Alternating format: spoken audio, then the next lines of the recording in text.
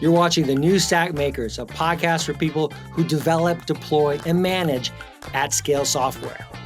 For more information and articles about at-scale technologies, please visit thenewstack.io. Now enjoy the show. Hey everyone, today I'm here with Chris Aniszczyk, CTO at the Cloud Native Computing Foundation. I've talked with Chris several times, had many a good time at these events with him over the years, and I do follow you on Instagram and other places. And you've been skiing. You went to Vail twice this year so far. I got to use my Epic Pass. I bought it last year and didn't use it, or 2 years ago and didn't use it at all. So I'm fixing that this year. Oh, man. I just was so jealous. I'm like, oh, there he is skiing again. Yeah. But there's ice in Austin. Yeah. So. I barely got here. It's terrible. So I want to talk through your predictions Sure. the year. And last year you were talking about IDEs. Yep. And this year you make them the number one kind of thing on your list. Yep. And you think they're going to kind of have this breakthrough, really. Yep, absolutely. And I think there's a few things you talk about, like there are signals that we're starting to see. For instance, like I think Governor talked about it in his post on Redbunk about changing code in production, for example. How does that kind of tell you that IDEs are really going to have this big year? I think you have multiple things going on here. Like first, GitHub announced Codespaces out of beta. So like basically it is the dominant open source, code hosting thing that is now available. They even like nag you when you like log in. It's like, hey, you want to consider opening this in Codespaces? So it's going to reach, a brand new audience that may have not known these kind of cloud IDEs exist. We have a lot of startups that are popping up in the space. Even at today, Cloud Native Security Con keynote, Uptycs apparently is like locking down, developer environments. You have GitPod just raised money from like the ex-GitHub co-founder that's pushing in this. We have DevZero, ex-Uber engineer. So like there's a lot of experimentation, and then like dominant platform, GitHub is offering this kind of built in. So I think you're just going to see more people exposed to it, and they're going to be like, holy crap, this makes my life a lot easier. Like I could get started a lot quicker. Back in the day when I used to give tutorials on, used to work on the Eclipse IDE, right? Old school IDE stuff. Yeah. Worst problem was like, hey, you need to like, here's a zip drive thing, USB stick, unzip this, get this started, configure things this way. Yeah. Now it's just like literally cloud provision, development environment, everything's all configured, it's secure, it's gonna happen. There's no reason that, everything else we're using is basically cloud-based and secured things. Why isn't developer tools in this space? So that's kind of my thing. Is like, it makes developers more efficient. From the corporate perspective, it allows you to like lock things down, make things more secure. We're obviously here at Cloud Native Security Con. Security is top of mind for folks, so it just has the right kind of factors going on, in my opinion. One thing that I've really learned over the years, and just kind of writing and talking with people about these technologies, there's a lot of different factors that go into emerging technologies and their success or their longevity. And one is efficiency, which you talk about, developer right? efficiency, I think that also relates to the FinOps movement, doesn't it? To some extent, and also the GreenOps focus. Can you talk about that? That's one of your predictions too. Developer efficiency for sure is everyone wants to squeeze more. The FinOps thing is just, this year is the moment for that whole movement where cost savings and cost, management, predicting costs is hugely important. A lot of budgets are tightening this year. I think for the first time in many, many years, you have CFOs and CAOs asking like, why are we spending all this money on Redshift? Like, what are you actually doing here, right? Because honestly, developers had free reign on cloud stuff, and now that there's been a slowdown, and you kind of have these macroeconomic conditions, people are asking, why are you actually using this? Do we actually need to do this? Like, so there's actually a little bit more, oversight happening here, and so the reason I love, the whole FinOps movement, and outside of me helping kind of bring the FinOps Foundation and JR into the Linux Foundation, is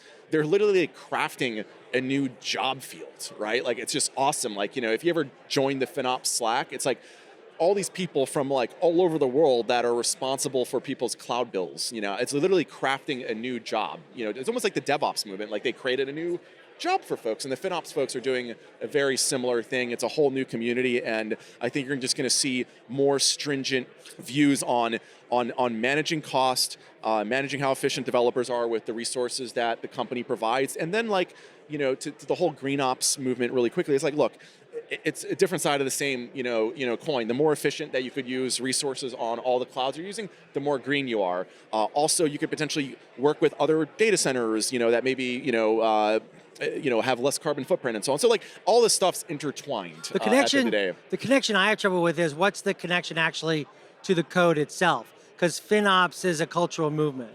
There's tools now being built that like I said, developers for a long time, like you could spin up whatever the hell you want, create a new service, do anything. You'll get the AWS stuff, provision, or even the engineering team had full control and access to AWS resources.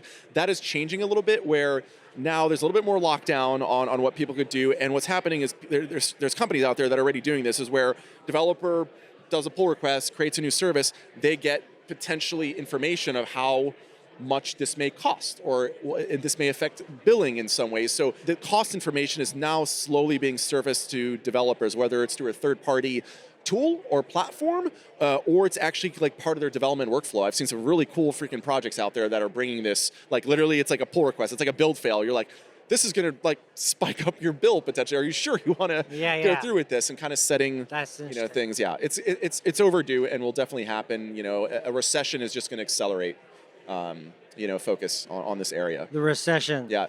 Another matter. Yeah, Software great. bill of materials. Yeah, love SBOMs. What new projects are you watching and why? So obviously on the keynote today, Sigstore, was mentioned as kind of a way to kind of generate and distribute signatures in a very interesting kind of unique way that kind of breaks the old PKI classic model. So like that project continues to grow. All of CNCF projects are going to be generating signatures and stuffing them up to Sigstore this year. Kubernetes is already doing it. In terms of other projects out there, like I have a near dear respect for a lot of the work that the SPDX community has done over the years. Like they've been at the SBOM movement for probably over a decade now, before people cared about it, right? Like they're like been trying to hey, we just want a list of all the software that's part of a package, and they've been doing this for years, so they're finally getting the blessed attention that they're going for.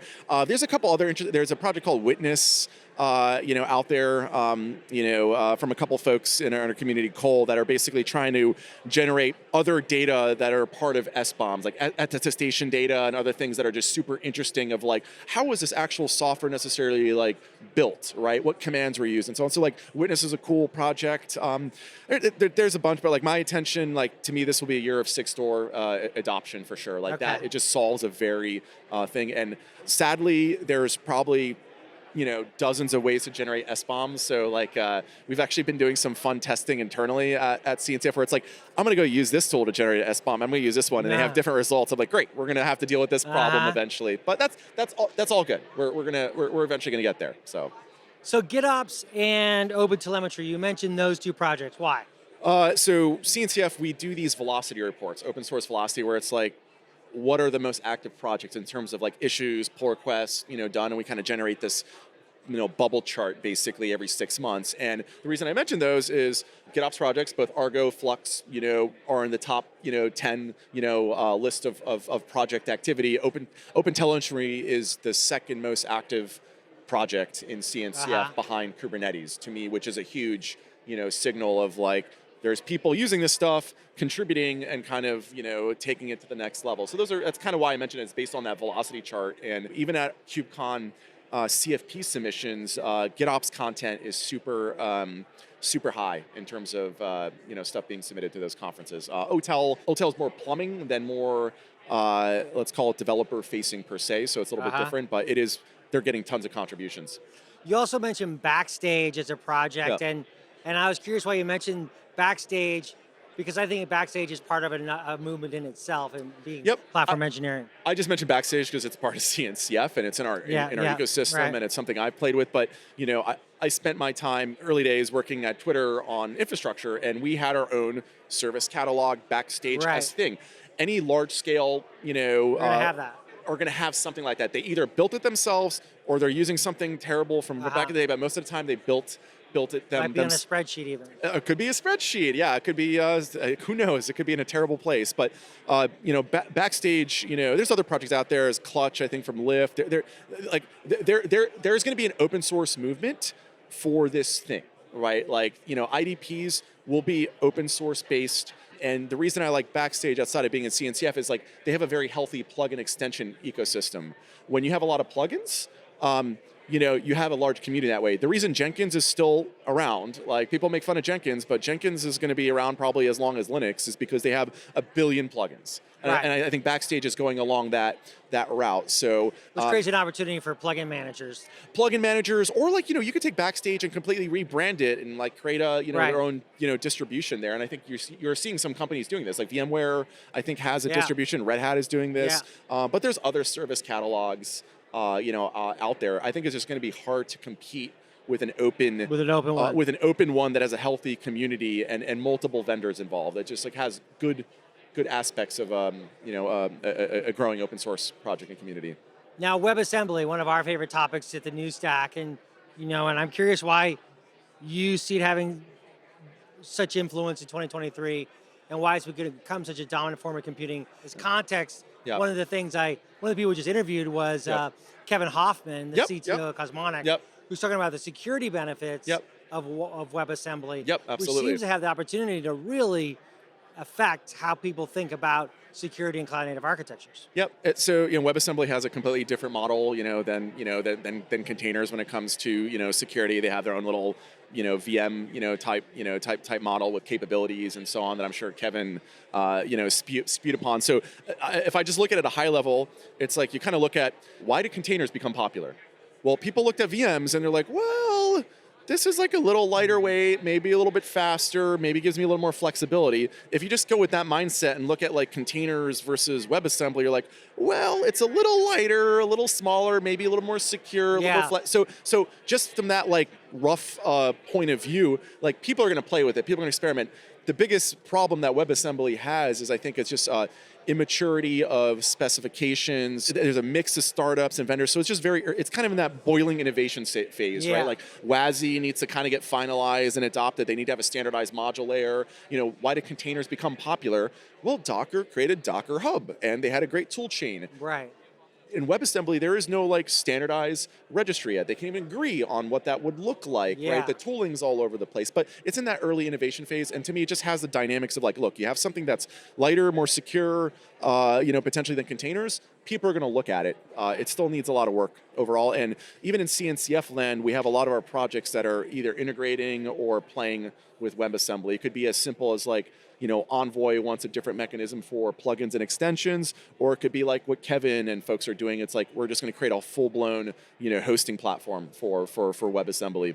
Yeah, my feeling is like, it'll probably see uptick in like edge kind of cases, like smaller deployments first than necessarily full-blown cloud-based workloads. But you could definitely see the future. Like people are going to use, WebAssembly mixed with containers, mixed with VMs. It's just the way software works. You say Kubernetes is going to have that Linux moment. What does that mean? It's just like, I don't know if you ever attended, Linux World back in the day, like 20 plus years ago in Boston. There's like 20,000 plus people. There's like Red Hat and others had like cars on the freaking show floor. It was huge. People really cared about Linux at the time in terms of like, there's lots of interesting things happening. People are very excited. Marketing dollars are flowing. And now Linux is like, it's literally everywhere. Like it's in our phones, like it's in our devices, it's in TVs, it's in space. But Linux, there's no like necessarily Linux con anymore, right? We have Plumber Summit, which is great. You get a few hundred of the Linux developers get together to like improve things, but it has reached mass critical adoption. Kubernetes is kind of going through the same thing. Like KubeCon is still huge, and super stoked with it. But like Kubernetes is now in many places that Linux is, right? So it's just having that like it is going to be here with us. There's going to be other options, but like it is now permanently the fabric of distributed, computing. It's going to be here for another decade or two. That's kind of how I see it overall. The project itself is going to go through some weird evolution, I think, where just like Linux did, was like, hey, we want to stuff this stuff in cars or embedded devices. What do we need to do? How about real-time systems? How about critical safety systems like a freaking airplane or something? Kubernetes is going through that same thing. I already know people trying to stuff Kubernetes on airplanes. I'm like, great, why not? So that's kind of what I mean, here, and the community will evolve. People are going to focus on the layers up top, not necessarily like the core Kubernetes project itself. It's going to be all the cool stuff built on top. Finally, you're a little skeptical of generative AI. I'm not skeptical. It's fun. I love playing. Like, you know, it's like, you know what? I could go. No, I mean, I guess you have some questions about its future due to some outside factors that are present because of the technology itself. Yeah, I think there's like legal questions that have to be answered. So there's just going to be like, there's some companies out there, for example, that are banning, you know, generative AI within their organization because they have legal questions, right? Folks a little bit more conservative are going to do this. Others may care less, but eventually this is going to be fought out in the courts. And it's not only like generative AI from like, you know, picture, you know, perspective, or, you know, the ChatGPT thing. It's also like code help, like things like Copilot. All this stuff is like, you know, I think copyright law has to be a little refreshed to deal with these things because, you know, I've been playing with ChatGPT and it's like, you know, we're launching a new project. Can I have this thing like generate me a press release with like an FAQ comparing competitors and stuff like this? I'm like, it actually generated something pretty good. Yeah. I'm like, wait a minute, what do I need marketing people for now? Like I could just do this myself. But so I think everyone is going through this thing of like, what can I use this for? You know, what are the legalities around it? I'm sure, you know, in the media world, I feel like you have a whole different perspective here because, you know, if you could have a tool that could go generate content, you know, for you in a quicker way that's pretty good, that generates good hits, then you would be interested in it for sure. It's like the BuzzFeed folks, I read that. They're like, hey. Yeah, they're using it for crossword puzzles and stuff. Yeah. Yeah. So my thing, I'm only skeptical because like there's a legal issue that unfortunately has to be answered, which absolutely sucks. Because I do think when we, at least for I could speak for open source software, you know, I think there's a line between like, hey, I want to, you know, open source something like Linux and have it be viral GPL style. And then there's, hey, I want to open source something like Kubernetes, Apache, just anyone do with it. But I do think there's an in-between here where some people will be like, I want to open source this, but I don't necessarily want it to be used in a generative Copilot, you know, generative AI fashion without some restrictions, right? It could be like, please attribute me or not. So I think there's a whole lot of confusing stuff will happen. It's fun. I like generating stuff. Like, you know, we could have, I'm sure the questions you were asking, you could have like trucked through ChatGPT. Actually, I've been doing things like, I'll like put one of our stories into ChatGPT, and then I'll say, what are the main themes you get out of this story? Yeah. And then it like lists them, and then I'm like, okay, for each bullet point that I'm able to drill down and drill down, it's actually very helpful because it helps us come up with stories. It is super fascinating. I feel like we've entered a whole new world of technology, and we'll see where it goes. I think to Brian Bellendorf's keynote today, like there's going to be nefarious uses of this stuff, right? Imagine like, hey, generating automated pull requests that introduce security issues and so on. So we'll see. It's a new world, so we'll see how it works. Yeah, I always think of like the early days of like, you know, text files, right? Yeah. Oh, it's just a text file. What did they do? What did they put into that text file? Now it's like infiltrating all kinds of systems and everything else. And, yeah, it's going to be interesting. I mean, well, I think media is going to get hit first because, like, I can imagine like someone putting the news stack in ChatGPT and like them generating another article based on your stuff without it attributing it in a way like that's kind of messed up in some ways, right? Yeah. Yeah. We all have our challenges. So. Have you played with the voice stuff yet at all? Like, a little bit, yeah. Whisper, that's crazy, no? Yeah, like now say this in like Mandarin, right? You know. For me, my ideal situation would be like, anytime you put me for a podcast, I'd be like, you know what? Can I just create like a version of myself and like upload it to ChatGPT that you could just like it would just generate the super beings? Be perfect. Yeah. Actually, maybe we'll be able to finally upload ourselves to the cloud. You know, we'll be there with our online personas and in spirit and in sense. Well, thank you, Chris. No worries. Always a pleasure, and thank you for supporting our first Cloud Native SecurityCon event. Definitely glad to see a bunch of folks here. So. Happy to be here. If you like this video, please give us a thumbs up. And if you'd like to see more videos like this, you can always subscribe to our YouTube channel. We're on all the major social media platforms. You can always find us at thenewstack.io. We hope to see you soon.